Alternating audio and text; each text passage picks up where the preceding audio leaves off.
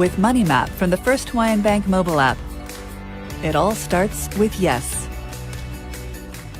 All right, everybody, it is Monday, of course, so we are giving you what Mother Nature has brewing for us, in her cauldron, I guess, mixing it up. And I guess her sous chef in that regard is Landon Aydlett over at the National Weather Service. Sorry, Len, I'm hungry, man. I'm still not used to this morning schedule, so I'm trying to make any culinary reference I can, but there you go. Drink more coffee. That's advice you can take to the bank and everything. But good to see you, man. Happy Easter to you and your team over there. How was your weekend? Yeah, happy Easter. The weekend was great. I was out there bush cutting my yard on Saturday while it was dry, and then the shower started moving in Saturday afternoon, and then continued a little bit into Sunday morning, Easter morning for the sunrise services. So I heard reports from people that were at some of the services. Not everyone saw the showers, but some services did get a little bit of a showering on. So that's perfect conditions for me. I like to be out there in the rain, especially when you have a canopy over your head. Yeah. You can just listen to it. But otherwise, Easter Sunday was fantastic. We did have a couple of rumbles of thunder. We had some showers and thunderstorms develop just offshore of the island yesterday. And I'm going to talk about that shortly. Let me turn my camera around, show you what we're looking at. And actually, I'm zoomed in over on the Philippines. This is where they had tropical storm Maggie was sitting over top of Leyte and other parts of central Philippines, dumping profound amounts of rainfall over areas near Cebu and Bohol and other islands nearby. And again, I'll be writing a column in the Pacific Daily News later this week, and it's about the no-name weather. A lot of times people don't pay too much attention to weather features unless it has a name to it. And so not everything has to be a typhoon to cause significant problems. And that's what they were dealing with in the Philippines last week. It was a tropical disturbance sitting overhead. It did not move anywhere for several days and eventually developed into a tropical depression. And then it became a tropical storm briefly, but it just sat there in place, dumping significant amounts of rainfall.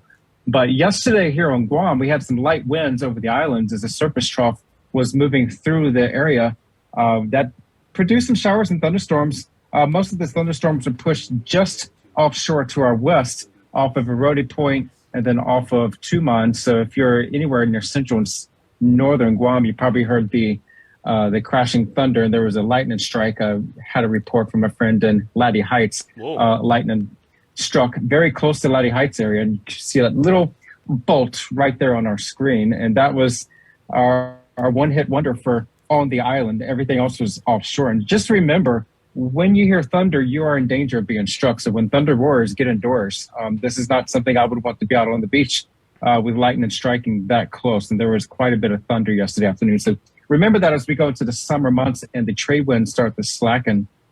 And that's going to be the theme for the week. After last week with the typhoon Malakas west of us going through Yap State, the region's kind of resetting. So the winds have crashed across the region. The ITCZ is significantly weaker. And you could almost say the region is saying, what the heck happened last week? And so it's trying to get its act together. We'll probably see a near equatorial trough start to develop again over here near Palau this weekend. And then the ITCZ will start to resume its activity across the east. And then, of course, bubble westward. We can get some showers later this week. So we have these morning showers sticking over us with that trough moving through the island. So you can probably see a stray bolt of lightning or a thunder clap through the morning hours. All of this activity is going to be moving to our west, and it's going to be sunnier this afternoon, and the next several days fairly dry with only isolated showers next several days as the trade winds start to come in. So go ahead and cue up the slides and we'll get right into the work week weather. So again, really not that bad. And I actually missed a point. It is not windy today and breezy rest of the week. It's going to be fairly calm. So strike that first line off the headlines. Okay.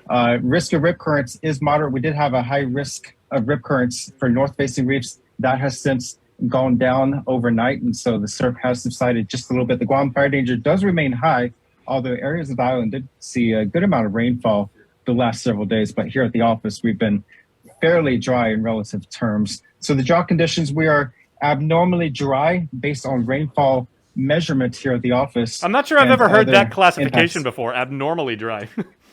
Yeah, that's the lowest tier on the 5-tier. So that's rated D0, and it goes up to D4. and D4 is exceptional drought. And so right now, the worst drought in the region is D3. That is Welche in the northern Marshall Islands for extreme drought. So Micronesia, the ITCZ is kind of crashed in the east, but it's going to eventually start back up again later this week. The next slide showing the rainfall yesterday, really not much here at the office.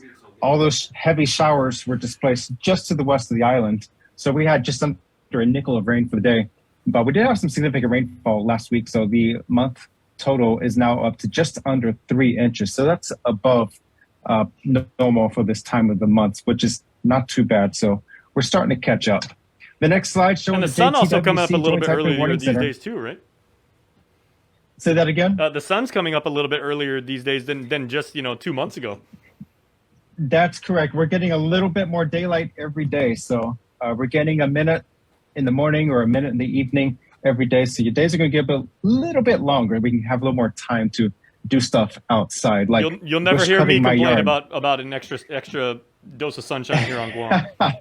Well, if anybody wants to volunteer to help with my yard, I will take the help because the swordgrass is growing abundantly. I have a nice, I think I need to make some kind of a temple or a shrine out of it and just make it worthwhile. But I'll have my people call your people. Thank you, Jason. The Joint Typhoon Warning Center, currently no suspect areas in the region. That is the good news. And I don't foresee any concern, at least for the next week. We could see a little bit of activity possibly spin up in the next 2 to 3 weeks with that near equatorial trough.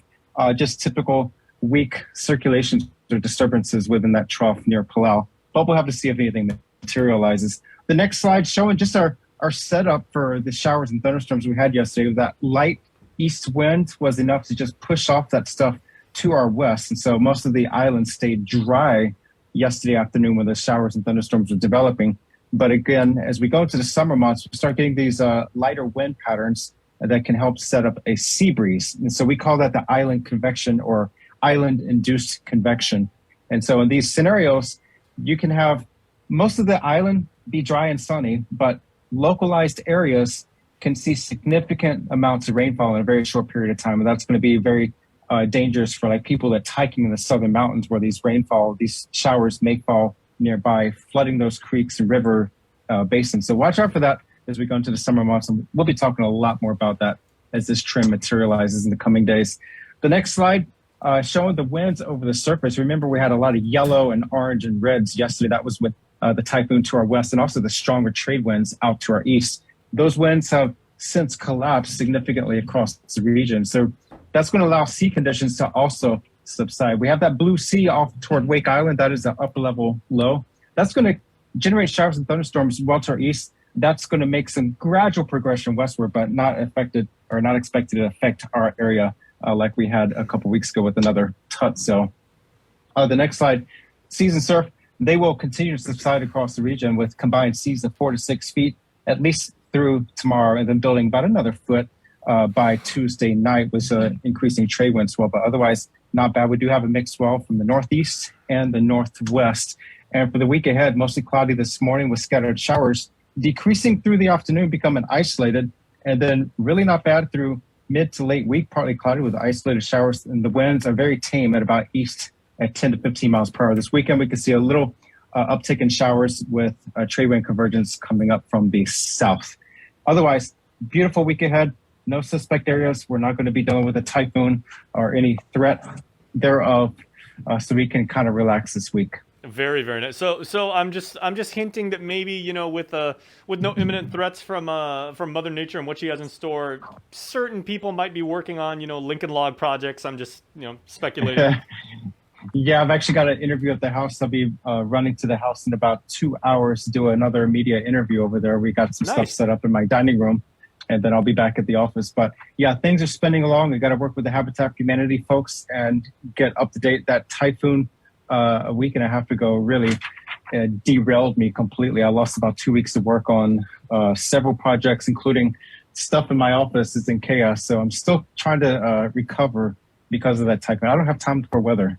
But but I do want to advertise if people like to focus on geography, latitude, longitude. Teachers, go to our webpage, go look for our tropical cyclones page. You can print out these trekking maps. This is a great little latitude, longitude exercise. And so I'll be tracking these storms throughout the year just to keep a record of all of our tropical cyclones. But I remember I've gone to schools in the past and kids are looking at me with blank eyes. They don't understand the latitude, longitude. This is a great way to plot locations on the map and just see how things are operationally when it comes to weather in the region. Very cool. Find that on the webpage. I was gonna say, in addition to that, do you have like any maybe like a mnemonic or like some like clever little like a jingle or something like that you use to like, figure out like what the Latin long is? Because, I mean, I know a lot of your colleagues there at the NWS, you guys served in the military, and, Uncle Kin here is a Army vet as well. So, like when you guys do map reading or orientation, you know how to figure out, where you are in the world. But is there any easy way to remember how to exactly figure out what your latitude and longitude is? Not that I recall. I know, please excuse my dear Aunt Sally, and that's for arithmetic. But as far as the latitude, longitude, yeah, I don't know anything. And I'm curious what people might have learned through school and other places. So if y'all have learned something, pass it along, because I would like to hear it. I think that would be great for students. Well, in the meantime, we can download your map. And where can we get that?